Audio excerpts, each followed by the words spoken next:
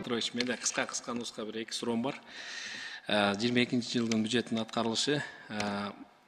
Мен сурайын дедим эле, айыл чарба министрлигинен сурайын дедим эле. 22-жылы такталган бюджетиңиздер канча? Өздүк.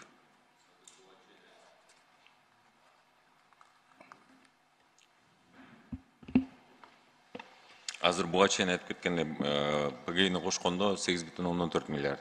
Жалпы бюджети, министрлик бюджети 6 миллиард 575,1 миллиард сом, миллион сом кечиресиз. 21-жылга салыштырмалуу 3 миллиардтан ашыгыраак көбөйгөн, туурабы? 21-жылга карата. Мурат Садинович, мен сизге мындай суроом. Айыл чарба министрлиги канча киреше тапты? Өздүк кирешеси барбы? Атайын эсептер менен айтсак болот, эми таза ал киреше деп айта албайбыз, эми албетте бул жана спецсчеттор менен иштеген боюнча. Атайын эсептерге топтолгон каражаттар боюнча бул канча киреше табыңыз? Ошо атайын каражаттар. 22-жылга бюджети 963 миллион. Канча дейсиз? 963 миллион. 21-жылга салыштырмалуу канчага көп? 21-жылдыкы менде маалыматым жок. Мурат Садинович, жайыт жана асыл тукум департаменти бар да.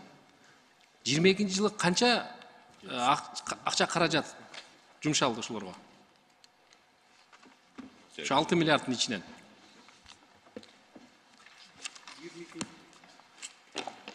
Жайыт жана асыл тукум мал чарба департаменти Максат Мамытбеков зам директор. 22-жылы бюджетибиз биздеги 18 миллион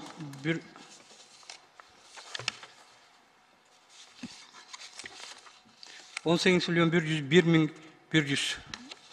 Сиз жайыт департамент, жайыт жана балык департамент ким болосуз? Зам директор. Зам директор болса. Мурат Садинович, 18 миллион акча. 18 миллион 101 миң. 18 100 миллион. Канча биздин өзүбүздүн ошо асыл тукум, ушул асыл тукум департаменти тапкан бир кой, уй, жылкылар барбы? Бар негизи, эми аттарын айтыңызчы, эмне? Кайсылар? Бул эми саны көбөйүп атат, эми сиз бирок негизи суроонун максатын түшүнүп атам. 32 жылда ойлоп табыш керек да, бир пароданы. Кайсы пароданы ойлоп тапты, айтыңызчы? Бүгүнкү күндө Арашан табылып атат, эми бул Арашанды кечиресиз, айыл чарба министрлиги тапкан жок. Аны өзүбүздүн, биздин ушул койчулар деле, койго ошо кызыгып баккан адамдардын бүгүнкү күндө келип чыгып калган Арашан пародасы чыгып калды. Сиздер аларга сертификат гана бердиңиздер, болду. Башка эч кандай тиешеңиздер жок. Буга чейин илимий институтта болгонуна байланыштуу, ошондой жыйынтыктар жакшы болбогонуна байланыштуу дагы бүгүнкү күндө. Эгерде жыйынтык болбосо, эмнеге кармайбыз анда буларды? Бошотпойбузбу? Акча каражатын үнөмдөбөйбүзбү? Эми азыр жаңы өзгөрүүлөр кирип атат, бул ошол жайыт департаментине берилип атат, ошонун негизинде жайыт департаменти бүгүнкү күндө иштейт, бирок натыйжасыз болуп атат да. Жергиликтүү жайыт комитеттери, туурабы? Буга чейин илимий институттун колунда болчу да. Кечир пост деген пародалар чыгаруу боюнча жайыт жана мал чарба илимий изилдөө институту бар, ошол иш алып барат. Барбы ошол илимий изилдөө? Азыр биз айыл чарба министрлигинин 22-жылдыкы аткарылган бюджетин карап атабыз да биз. Барбы? Мурат Садинович, сиз эгерде жок болсо сиз жооп бересиз да, туурабы? Азыр канча акча ошол илимий изилдөө институтуна канча акча каражат каралды? 22-жылы. Мен адашып калдым, кечирим сурайм сизден.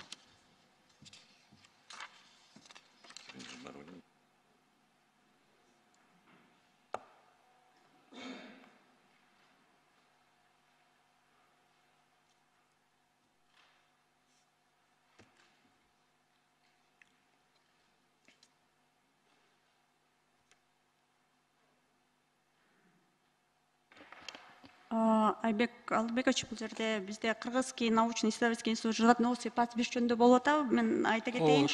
Такталган бюджети 5 миллион 585 болсо, ошол суммага финансирование кылып бергенбиз да. 5 миллион 358ге. Ошондо Мурат Садинович, 5 миллион 300 миң экен. Бирок алар бүгүнкү күндө бир да парода чыгарбады да. Кереги жок да. Баары бир кечиресиз, илимий институт керек да бизге. Жок, керек болгону менен 32 жылда бир парода чыгыш керек да. Эми буга чейин уруксат берип коюптур, менге ой берип. Канча үрөнчүлүк чарба бар? Үрөнчүлүк чарба. 74 биздики. 96 кечиресиз. Бул Азыр ошо үрөнчүлүк чарба кайсы департаментке карайт азыр? бул үрөн департаментине, бул паспортизация. Барбы бул жерде? Бар. Экспертиза и паспортизация. Силерге деле ошондой суроо да. Канча кайсыл үрөндүн түрлөрүн Илимий изилдөө институту ойлоп тапты, чыгарды.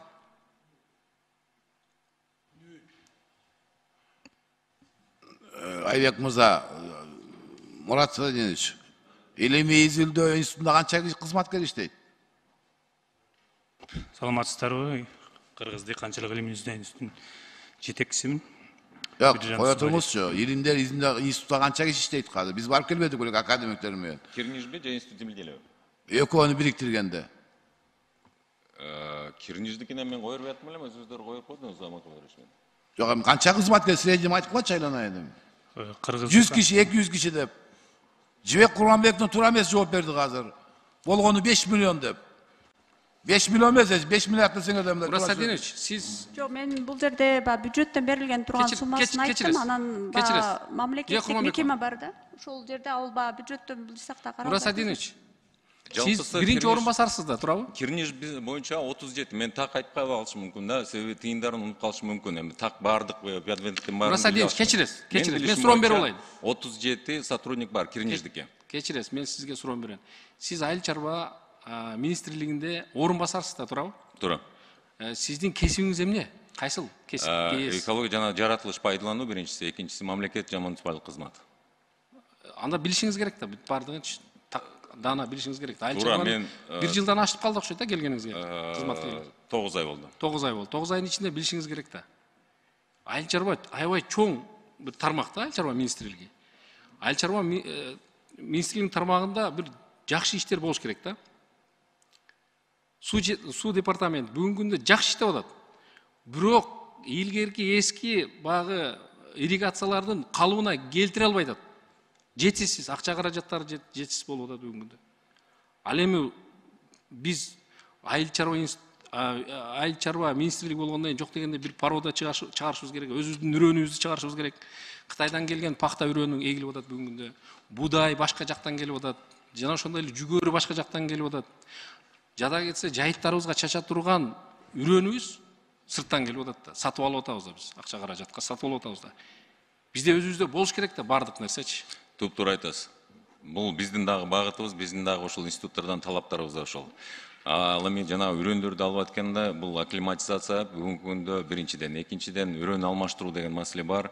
Үчүнчүдөн биздин реформалардын да максатыбыз ошондо. Жакшы, мейли алмаштырыңыздар, иштетиңиздер, эгиңиздер, бирок өзүбүздүкү дагы болуш керек да. Туптуура айтасыз. Эгерде өзүбүзгө жарабаса, биз сыртка сатып киреше табышыбыз керек да, жок дегенде. Бирок акча каражаты, өтө чоң акча каражаты айыл чарба министрлигине каралат да бүгүнкү күндө. Мына айтыңыз азыр.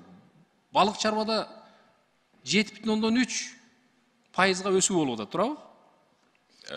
Туура. Өндүрүш боюнча. Токой чарба менен жана балык чарбаны кошкондо. Продукцияны өндүрүү боюнча. Өндүрүү боюнча.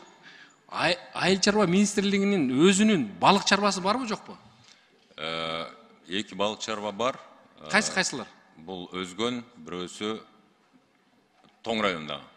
Канча киреше тапты?